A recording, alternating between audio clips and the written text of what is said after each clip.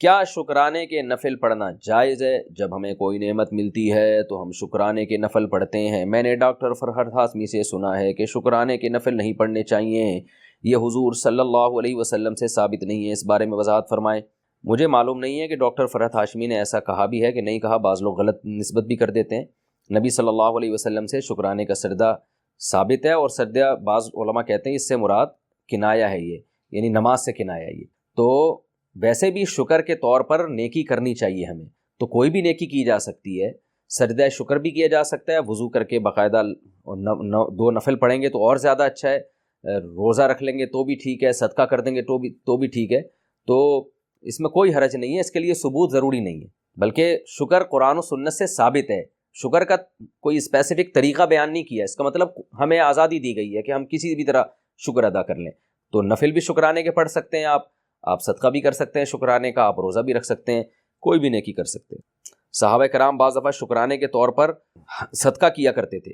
کعب ابن مالک رضی اللہ تعالیٰ عنہ کو جب کوئی خبر لے کر آیا نا کہ اللہ نے آپ کی توبہ قبول کر لی ہے، انہوں نے شکرانے کے طور پر وہ جو چادر تھی نا اپنی، اس کو گفٹ کر دی جو یہ خبر لے کر آیا تھا۔ تو یہ سب چیزیں شکرانے کے طور پر، یہ نام کے لیے ثبوت ضروری نہیں ہے، کام کے لیے ثبوت ضروری ہے، نام آپ اس کو کچھ بھی دے سکتے ہیں۔ شکرانے کے طور پر کون سی عبادت کی جائے؟ ہم جس طرح نماز شکر پڑھتے ہیں، کیا اس طرح اللہ تعالیٰ کا شکر ادا کرنے کے لیے قرآن پاک پڑھ سکتے ہیں؟ نورین صاحبہ انڈیا سے۔ دیکھیں، شکرانے کے طور پر کوئی بھی نیک عمل کیا جا سکتا ہے۔ جب آپ کسی کا شکر ادا کرنا چاہتے ہیں تو ایسا کام کرتے ہیں جس میں سامنے والا خوش ہو جائے، تو اسے خوش کرنے کے لیے تھینک یو بھی بولا جاتا ہے، اسے خوش کرنے کے لیے بعض دفعہ گفٹ دے دیا جاتا ہے، بعض دفعہ اسے اپنے گھر پہ بلایا جاتا ہے، دعوت کر دی جاتی ہے۔ تو ایسے ہی اللہ تعالیٰ بھی بہت سارے طریقوں سے خوش ہوتے ہیں، نماز پڑھنے سے بھی خوش ہوتے ہیں، صدقہ سے بھی خوش ہوتے ہیں، تلاوت سے بھی خوش ہوتے ہیں۔ سب سے زیادہ تو ضروری ہے کہ گناہ چھوڑیں، گناہ چھوڑنے سے اللہ جتنا خوش ہوتا ہے کسی اور چیز سے نہیں ہوتا۔ دوسرے نمبر پہ نماز ہے، صدقہ ہے، تلاوت بھی کی جا سکتی ہے۔ روزانہ کتنے نوافل پڑھنے چاہیے؟ حدیث میں آتا ہے کہ کثرت سے نفل نماز پڑھو، تو روزانہ کتنے نفل پڑھیں جو کثرت میں شمار ہوں گے؟ کیا اس کی کوئی مقدار طے ہے یا نہیں؟ کاشف علی، اتر پردیش۔ بھائی نفل اضافے کو کہتے ہیں، تو نوافل کا مطلب ہی جو غریبی ہے آپ کی طرف سے، کوئی اللہ کی طرف سے پابندی نہیں ہے، تو وہ جتنے زیادہ پڑھیں اچھا ہے۔ اپنے فرائض واجبات پورے کرنے کے بعد، حقوق العباد پورے کرنے کے بعد جتنا ٹائم ملے نوافل پڑھیں۔ رسول اللہ صلی اللہ علیہ وسلم نے ارشاد فرمایا کہ اللہ تعالیٰ کا قرب جتنا فرائض و واجبات یعنی جو ضروری اللہ کے حکام ہیں ان کے ذریعے حاصل ہوتا ہے، اتنا کسی اور چیز کے ذریعے نہیں۔ لیکن انسان جو ہے نوافل عبادت کر کے اللہ کے اتنے قریب پہنچ جاتا ہے کہ نبی صلی اللہ علیہ وسلم نے فرمایا کہ اللہ تعالیٰ اس کی آنکھ بن جاتے ہیں جس سے وہ دیکھتا ہے، اس کے ہاتھ بن جاتے ہیں جس سے وہ پکڑتا ہے۔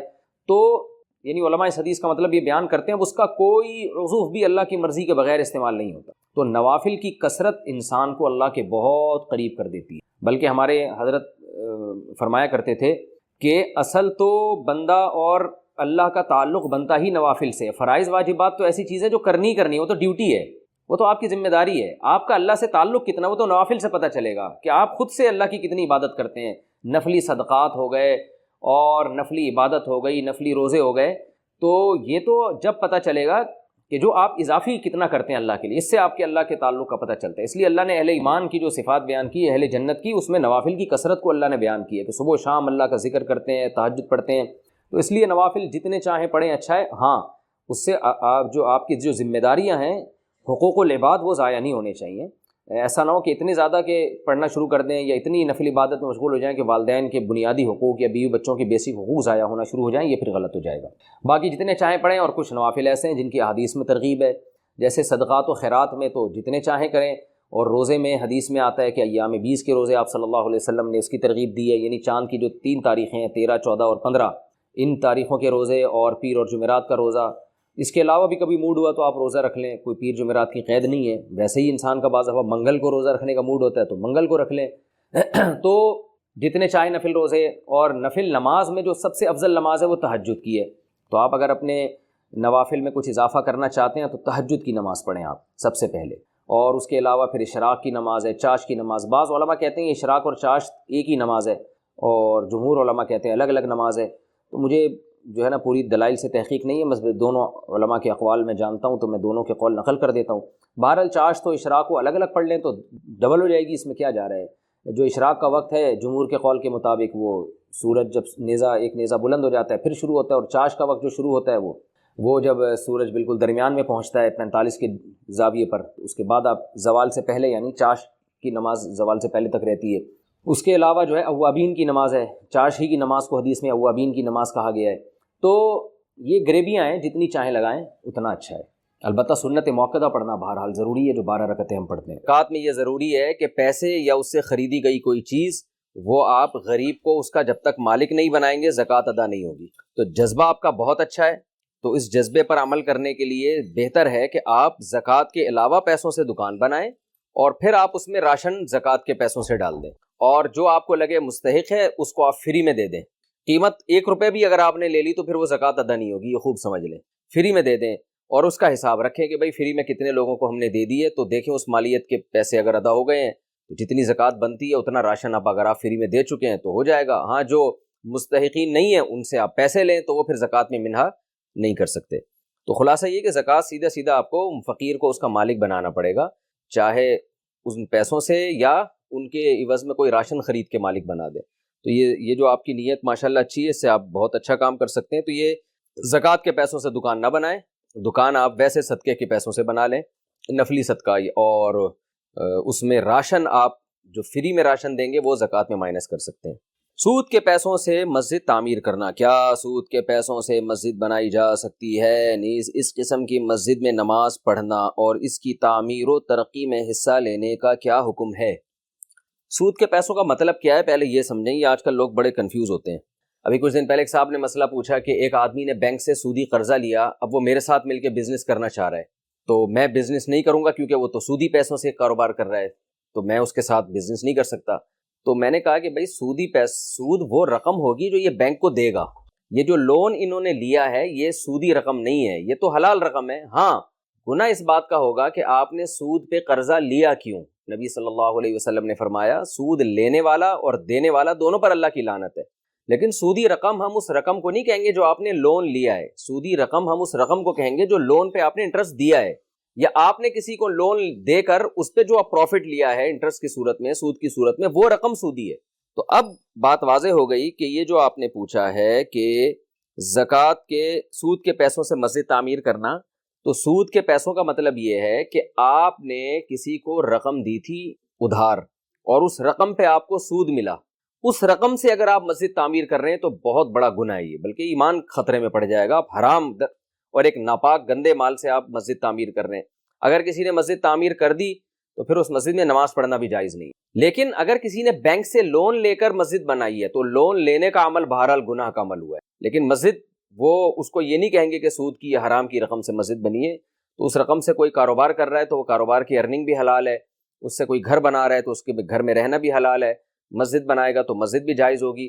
البتہ بے برکتی ضرور ہے کیونکہ آپ نے غلط طریقے سے قرضہ اٹھایا ہے کہیں سے، تو یہ ناجائز۔ دوسرا مسئلہ سود کے پیسوں کا مطلب ہے کہ یہ بھی لوگ سمجھتے ہیں کہ سودی بینک میں جو آدمی جاب کر کے تنخواہ لے رہا ہے تو یہ بھی سودی رقم نہیں ہے، لیکن ہے حرام، کیونکہ ناجائز کام کے عوض میں آپ کو تنخواہ دی جا رہی ہے۔ تو تنخواہ تو حلال پیسوں سے دی جا رہی ہے، کیونکہ بینک اپنی جو ارننگ ہے نا، جو پروفٹ ہے، وہ الگ سے نکال کے نہیں رکھتا کہ اس پروفٹ میں سے لوگوں کو تنخواہیں دے رہا ہو۔ کہتا تو بینک یہی ہے کہ میرا جو سودی پروفٹ ہے میں اس میں سے تنخواہیں دوں گا، لیکن صرف کہتا ہے، فزیکلی ایسا ہوتا نہیں ہے، بلکہ لوگوں کی جو حلال رقمیں بینکوں کے اکاؤنٹ میں رکھی ہوئی ہوتی ہیں، اسی حلال میں ہی بینک کی جو لوگوں سے سود لیتا ہے وہ سود اس میں شامل ہوتا رہتا ہے اور حلال اس میں غالب ہوتا ہے۔ تو لہذا بینک جب اپنے امپلائیز کو تنخواہ دیتا ہے تو اسی مشترکہ کھاتوں سے وہ تنخواہیں دے رہا ہوتا ہے، اس میں حلال غالب ہے تو وہ تنخواہ حلال رقم سے دی جاتی ہے۔ لیکن بینک کے امپلائی کے لیے وہ حرام اس لیے بن جاتی ہے کہ امپلائی ایک ناجائز کام کے بدلے میں تنخواہ لے رہا ہے۔ اس کی مثال ایسے ہے جیسے آپ اپنی خون پسینے کی حلال کمائی کسی مزدور کو دیں یا کسی ملازم کو دیں، اور ملازم سے کام آپ ناجائز لے رہے ہیں، اس سے کہہ رہے ہیں کہ یہ ناجائز کام کر اور اس کے بدلے میں مجھ سے یہ فلاں کو مار کے آ جا، مثلا فلاں کو قتل کروا دیا آپ نے، فلاں کو خام میں ظلم کروا دیا، اور اس ظلم کے بدلے میں آپ اس کو یہ پیسے دے رہے ہیں۔ تو پیسے تو حلال سے دے رہے ہیں، لیکن سامنے والے کے لیے وہ حرام اس لیے ہیں کہ ناجائز کام کے بدلے میں دیے جا رہے ہیں۔ تو پتہ چلا حرام دو طرح کا ہوتا ہے، ایک یہ کہ وہ رقم ہی حرام ہے، ایک یہ کہ رقم تو حلال ہے لیکن جس کام کے بدلے میں دی جا رہی ہے وہ کام حرام ہے۔ تو جو سودی بینکوں میں جاب کرنے والے لوگ ہیں، ان میں جو لوگ بھی کسی بھی طرح سے سودی کام میں ملوث ہیں، جیسے کہ رسول اللہ صلی اللہ علیہ وسلم نے فرمایا سود کی وجہ سے 4 آدمیوں پر لعنت ہوتی ہے، سودی معاملے کو، سود لینے والا، سود دینے والا، سودی معاملے کو لکھنے والا اور اس پر گواہ بننے والا۔ تو کوئی سودی بینک میں کسی بھی طرح سے سودی لین دین میں انوالو ہے تو اس کی ارننگ حرام ہے، چاہے بینک اپنے مشترکہ کھاتوں سے ہی دے رہا ہو، کیونکہ ناجائز کام کے بدلے میں تنخواہ مل رہی ہے۔ جب حرام ہے تو اس حرام تنخواہ سے جو بینک کا امپلائی ہے وہ نہ وہ قربانی کر سکتا ہے، نہ وہ حج کر سکتا ہے، نہ وہ صدقہ خیرات کر سکتا ہے، نہ وہ مسجد بنا سکتا ہے۔ اگر اس حرام رقم سے بھی کسی نے مسجد بنائی ہے تو وہ بھی ناجائز ہے۔ ایک بات تو یہ ہو گئی۔ البتہ سودی بینکوں میں کچھ لوگ ایسی جاب کر رہے ہوتے ہیں جس میں وہ سود سے براہ راست ملوث نہیں ہوتے، اس میں کسی بھی طرح سے معاون مددگار نہیں بن رہے۔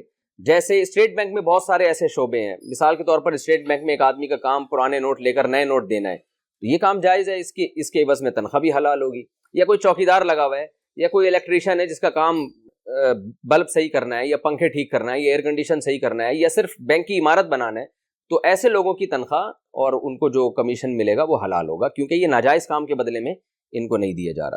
تو یہ چند چیزیں ہیں، لوگ ان سب چیزوں کو نا آپس میں گڑبڑ کر دیتے ہیں، تو یہ بہت اہم مسئلہ ہے، اس کو اچھی طرح سے آپ سمجھنے کی کوشش کریں۔ ہاں اب بات نکل ہی گئی ہے تو میں اور ڈیٹیل بتا دیتا ہوں کہ بعض لوگوں کی آمدن میں حلال حرام مکس ہوتا ہے، جیسے سود یعنی بینک میں جاب کر رہے ہیں، حرام تنخواہ بھی آ رہی ہے، لیکن اس کے علاوہ بھی ان کے پاس حلال ذرائع ہیں، تو پھر اس میں شریعت یہ دیکھتی ہے کہ زیادہ کیا ہے۔ اگر حلال زیادہ ہے تو تھرڈ پرسن کے لیے پورے پر حلال کا حکم لگایا جائے گا، یعنی تھرڈ پرسن کے لیے اس کے سے کھانا پینا یہ سب جائز ہوگا، اس لیے کہ ہم یہی سمجھیں گے بھائی حلال زیادہ ہے تو غالب یہ ہے کہ حلال سے کھلا رہا ہے، اور اگر حرام زیادہ ہے تو تھرڈ پرسن کے لیے یہ سمجھا جائے گا کہ یہ حرام سے کر رہا ہے۔ تو اگر اس کی آمدن حلال زیادہ ہے تو پھر مسجد میں اگر وہ چندہ دیتا ہے تو ٹھیک ہے، اور اگر حرام زیادہ ہے تو پھر مسجد میں چندہ اس سے نہ لیا جائے۔ دوسری بات یہ کہ جس کے بارے میں پہلے سے پتہ چل جائے کہ اس کی آمدن میں حرام زیادہ ہے، خود سے پتہ چل جائے، اس سے تو چندہ لینا مسجد کا جائز نہیں ہے، نہ مسجد بنوانا جائز ہے، لیکن جس کے بارے میں پتہ نہ ہو تو پھر شریعت نے ہمیں تجسس کا حکم نہیں دیا کہ ایک آدمی آپ کے پاس کوئی گفٹ لے کے آتا ہے، آپ اس سے پوچھتے ہیں کیا کماتے ہو بھائی، پہلے اپنی آمدن بتاؤ، تو یہ تجسس ہے، غیر ضروری تفتیش ہے۔ اب ہمو ما ابہم اللہ، جس چیز پہ اللہ نے پردہ ڈالا ہے تو اس میں ہمیں پردہ ڈالنے کا حکم ہے، تو پہلے سے پتہ چل جائے تو حکام الگ ہیں، جب تک نہیں پتہ چلا تو پھر شریعت میں یہی ہے کہ حلال ہی سمجھا جائے گا، لہٰذا وہ مسجد میں چندہ دے رہا ہے مدرسے میں، یا کسی غریب کو کھانا کھلا رہا ہے، یا ویسے کسی کو گفٹ دے رہا ہے، تو جب تک آپ کو نہیں پتہ ہے تو اس کو حلال ہی سمجھا جائے گا اور اس میں تفتیش نہیں کی جائے گی اس سے۔ آن لائن کلاس میں گھر والوں کے سامنے سزا دینا۔ میری ایک چھوٹی بہن ہے، وہ عالمہ کا کورس کر رہی ہے اور آج کل آن لائن کلاسز ہو رہی ہیں۔ اگر کسی لڑکی کو سبق یاد نہیں ہوتا تو استانی اسے سزا میں اٹھک بیٹھک کراتی ہے، جبکہ پڑھنے والیوں میں بڑی عمر کی لڑکیاں بھی ہوتی ہیں، کچھ کی شادیاں بھی ہو چکی ہوتی ہیں، کچھ کی اولاد بھی ہوتی ہے، تو اس طرح گھر میں بیٹھ کر سب کے سامنے اٹھک بیٹھک کرنا کیسا ہوگا؟ مہرین صاحبہ انڈیا سے۔ اب جو خواتین شادی شدہ ہیں یا بچوں کی ماں بن چکی ہیں، ان کے لیے تو ایک غیر اخلاقی حرکت ہے کہ ان کو سارے گھر والوں کے سامنے استانی صاحبہ اٹھک بیٹھک کروا رہی ہیں۔ بہرحال اگر استانی کروا رہی ہیں تو استاذ کے احترام کا تقاضا یہ ہے کہ شاگرد بحث نہ کرے اور 2-4 دفعہ اٹھک بیٹھک جو وہ کروا رہی ہیں کر لے، لیکن چونکہ بہت سارے ٹیچر پڑھا رہے ہیں آن لائن، ویسے میں ان کو ایک مشورے کے طور پہ کہہ سکتا ہوں کہ بھائی آپ، یعنی حدیث میں آتا ہے نا انزل الناس منازلہم، لوگوں کے ساتھ ان کے مرتبے کے لحاظ سے، چھوٹی بچیاں ہیں وہ تو چلو ٹھیک ہے، لیکن ایک میچور خواتین ہیں، میرڈ ہیں، عزت شادی کے بعد ایک مرد کی بھی عزت بڑھ جاتی ہے، ایک عورت کی بھی عزت بڑھ جاتی ہے، اور اولاد ہونے کے بعد تو اور زیادہ، تو وہ اچھا، یعنی میں تو تصور کر رہا ہوں نا تھوڑی دیر کے لیے کہ بچوں کے سامنے ماں اٹھک بیٹھک کر رہی ہے تو بچوں پہ کیا گزرے گی، ایک عجیب سا لگتا ہے۔ تو ماں کو تو چاہیے کہ کر لے، بچوں کو استاذ کا احترام سکھا دے، لیکن ٹیچر کو بہرحال یہ چاہیے کہ وہ جب شاگرد بڑے ہو جائیں اور ایک میچور ہو جائیں تو ان کو اس طرح کی سزائیں نہ دے جن میں ان کی بے عزتی ہو، بلکہ یہ سزا تو لوگوں کے سامنے کیا، لوگوں کے بغیر بھی نہیں دینی چاہیے، یعنی تنہائی میں بھی نہیں دینی چاہیے، ویسے سمجھا دیا جائے، ڈانٹ دیا جائے، تھوڑا سا شرم دلا دی جائے۔ چھوٹے بچے ہیں وہ تو خوشی خوشی اٹھک بیٹھک کر لیتے ہیں، تو ان کے لیے الگ حکام ہیں، جب میچور ہو جائے، میرڈ ہو جائے، بچے ہو جائیں تو پھر تھوڑا خیال کرنا چاہیے۔ اور ویسے بھی آپ دیکھیں کہ جو اگر دین پڑھا رہے ہیں آن لائن کلاسز میں تو دین تو عزت سکھاتا بھی ہے نا، تو ان کو ایسا ایٹیٹیوڈ کرنا کہ وہ بجائے اخلاق سیکھنے کے بد اخلاق بن جائیں اس طرح کی، تو یہ تھوڑا سا اس لحاظ سے بھی غلط ہے۔ ظالم شوہر کی اسلام میں کیا وعید ہے؟ میرے شوہر باہر ملک میں رہتے ہیں، حال ہی میں انہوں نے ایک ویڈیو اپلوڈ کی ہے جس میں ہے کہ جو بیوی اپنے شوہر کی نافرمانی کرتی ہے اور اس کا شوہر اس سے خوش نہیں ہے تو وہ جہنم میں جائے گی۔ میرا سوال یہ ہے کہ اگر ایک بیوی اپنے شوہر کو خوش کرنے کے لیے ہر ممکن کوشش کرتی ہو لیکن وہ خوشی نہیں ہوتا اور بیوی کی چھوٹی سے چھوٹی غلطی پر بھی اسے سزا دیتا ہو، اس کی عزت نفس کی دھجیاں اڑاتا ہو، اس کو بات بات پر ڈانٹتا ٹوکتا ہے، اس کو اذیت دیتا ہے، تو ایسے شوہر کے بارے میں ہمارا دین کیا کہتا ہے؟ اسلام آباد سے خاتون نے پوچھا، میں ان کا نام نہیں بتا رہا، ان کے میاں سمجھ جائیں گے، میری بیگم پوچھ رہی ہے، ہر جگہ اپنا نام نہ شو کر دیا کریں.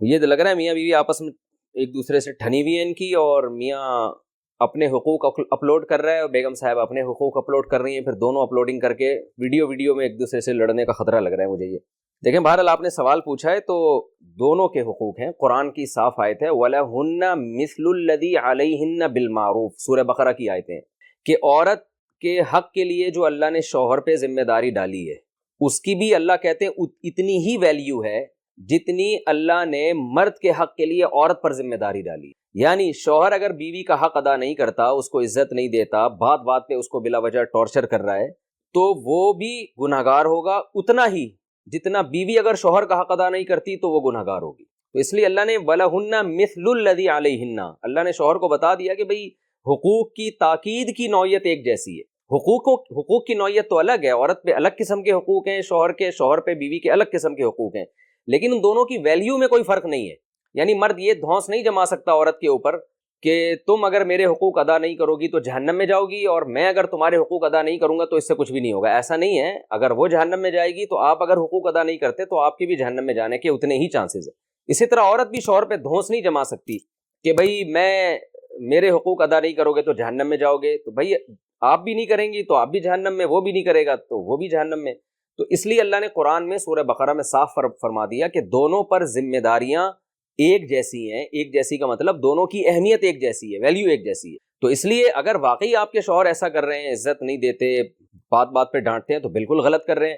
ہمارے سامنے رسول اللہ صلی اللہ علیہ وسلم کی صحیح حدیث موجود ہے، فرمایا خیارکم خیارکم لأہلہ، تم میں سب سے بہتر وہ ہے جس کا سلوک اپنے گھر والوں کے ساتھ اچھا ہے.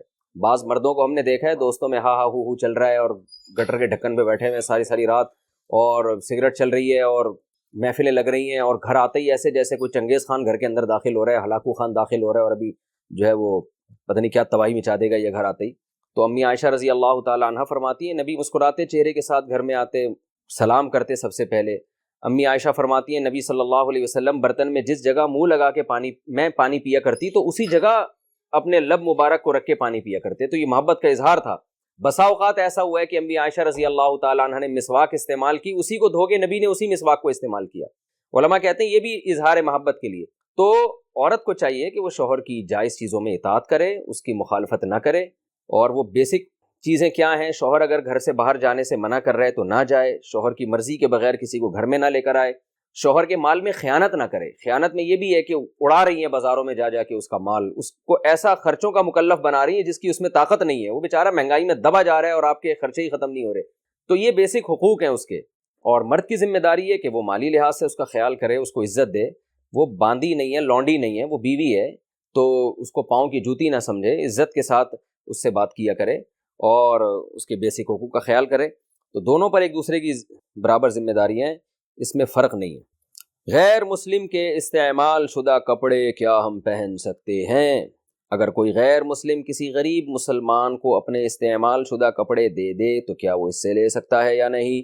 اور اس میں اس کی نماز ہوگی یا نہیں ہوگی؟ حبیب الرحمان سندھ سے. جی ہو جائے گی نماز، جائز ہے بالکل، لیکن بہرحال مسلمان کی غیرت اور حمیت کا تقاضا یہ ہے کہ وہ غیر مسلموں کو دے، ان سے لینے والا نہ بنے. تو کیونکہ ظاہر ہے غیر مسلم کے دل میں پھر یہ خیال آئے گا کہ یہ مسلمان ہے، دیکھو میرے کپڑے پہن کے گھوم رہا ہے، تو خیال آ سکتا ہے. تو اس لیے مسلمانوں کو چاہیے کہ اگر ان کو واقعی ضرورت ہو تو مسلمان سے وہ صدقہ لیں، غیر مسلم سے ایوائڈ کریں. ہاں جب دینے کی باری آئی تو پھر غیر مسلم پہ بڑھ چڑھ کے خرچ کریں. تو جیسے کہ اللہ اس کے رسول صلی اللہ علیہ وسلم کی تعلیمات ہیں کہ انسانیت پہ خرچ کرنے کا حکم ہے، اس میں مسلم اور غیر مسلم کا فرق نہیں رکھا اللہ نے. تو جائز ہے بہرحال، لیکن بہتر یہی ہے کہ آپ خرچ کرنے والے بنیں. چرائی گئی چیزوں کو استعمال کرنے کا حکم. 3-4 سال پہلے میں اپنے والدین کے پیسے چوری کیا کرتا تھا اور ان سے چیزیں خرید کر ان کو استعمال کیا کرتا تھا، اور یہ موبائل فون بھی انہی کے پیسوں کا. لا حول ولا قوت، جس سے مسئلہ پوچھنے موبائل بھی انہی کا ہے. لیکن اب میں توبہ کر چکا ہوں اور توبہ کے بعد میں نے کچھ نہیں چرایا، اب اس کے بارے میں کیا حکم ہے؟ شکر ہے نام نہیں لکھا انہوں نے. بھائی دیکھیں، پہلی بات تو اللہ آپ کے اس عمل کو قبول فرمائے کہ آپ نے پکی سچی توبہ کر لی، کھلے عام ایک اظہار کر دیا کہ آپ کو ندامت ہے۔ باقی یہ کہ والدین سے چرایا ہے تو والدین کو بتا دیں، ابو امی کو، کہ بھائی مجھ سے غلطی ہوئی تھی، میں نے ایسا لیا تھا اور معاف کر دیں۔ تو والدین کا دل تو بہت بڑا ہوتا ہے، وہ تو اور الٹا خرچ کرتے ہیں، تو وہ انشاءاللہ معاف کر دیں گے اور وہ نہیں مطالبہ کریں گے آپ سے۔ لیکن اگر وہ نہیں کرتے معاف اور کہتے ہیں نہیں ہمیں پیسے واپس لوٹاؤ، تو پھر یہ دیکھا جائے گا کہ اگر وہ آپ کا ضروری نان نفقہ بہرحال پورا کرتے رہے ہیں تو پھر جو اضافی چیزیں آپ نے لی ہیں وہ پھر آپ کو لوٹانی پڑیں گی۔ یکمشت نہیں لوٹا سکتے تو قسطوں میں تھوڑے تھوڑے کر کے، جب اللہ آپ کو کمانے کی توفیق دے، جاب لگ جائے آپ کی، تو تھوڑے تھوڑے کر کے الگ سے لوٹا دیں۔ اور موبائل بھی ایسے ہی ہے کہ ان کو بتا دیں، اس کے پیسے دے دیں، نہیں ہے تو پھر موبائل ان کو واپس کر دیں۔ لیکن والدین امید ہے انشاءاللہ ایسا کریں گے نہیں۔ جب آپ ان کو بتائیں گے نا کہ بھئی مجھ سے غلطی ہوئی تھی اور میں نے پکی توبہ کر لی ہے، تو امید ہے انشاءاللہ وہ معاف کر دیں گے، اور یہ سب تکلف کی آپ کو ضرورت نہیں رہے گی، مگر آئندہ بہرحال یہ حرکت ہرگز نہ کریں۔ بچوں کو دیے گئے پیسے والدین استعمال کر سکتے ہیں۔ مہمان حضرات بچوں کو پیسے دے کر جائیں تو کیا والدین اسے استعمال کر سکتے ہیں یا پھر بچوں پر خرچ کرنا ضروری ہے؟ نابالغ بچے کو جو بھی ہدیہ ملتا ہے، اصول یہ ہے، ضابطہ یہ ہے کہ وہ نابالغ کا ہے، اس کو کوئی بھی استعمال نہیں کر سکتا، حتیٰ کہ نابالغ بچے کی اجازت سے بھی استعمال نہیں ہو سکتا۔ لیکن والدین اتنا کر سکتے ہیں کہ پہلی کوشش تو یہ کہ بچوں ہی کے لیے اس کو استعمال کریں، دوسرا یہ کہ یہ کر سکتے ہیں والدین کہ بطور قرض وہ استعمال کر سکتے ہیں، یعنی وہ بچوں کے ابھی ضرورت نہیں ہے تو والدین نے استعمال کر لیے اس نیت کے ساتھ کہ ہم اتنے پیسے بچوں پہ اپنی جیب سے خرچ کر دیں گے، اور جو کر ہی رہے ہوتے ہیں والدین تو عام طور پر، تو پھر اس نیت کے ساتھ والدین کو اس کی شریعت میں اجازت ہے کہ وہ بچوں کا مال وقتی ضرورت کے لیے استعمال کریں، اس نیت کے ساتھ کہ بھائی ہم یہ ریٹرن کر دیں گے، ہمارا بچہ ہے کہیں بھاگا نہیں جا رہا، ہم اس کو دے دیں گے یہ، اور ظاہر ہے والدین تو دے کیا دیں گے، وہ تو اس سے زیادہ اس بچے پہ لوٹا دیتے ہیں، تو اس نیت کے ساتھ یہ ٹھیک ہے۔ لیکن پراپرٹی وغیرہ میں اگر کوئی بچے کے پاس پراپرٹی ملی ہے، اس کو کوئی ایسی قیمتی چیز ملی ہے، تو پھر اس میں آپ خود سے یہ فیصلہ نہ کریں۔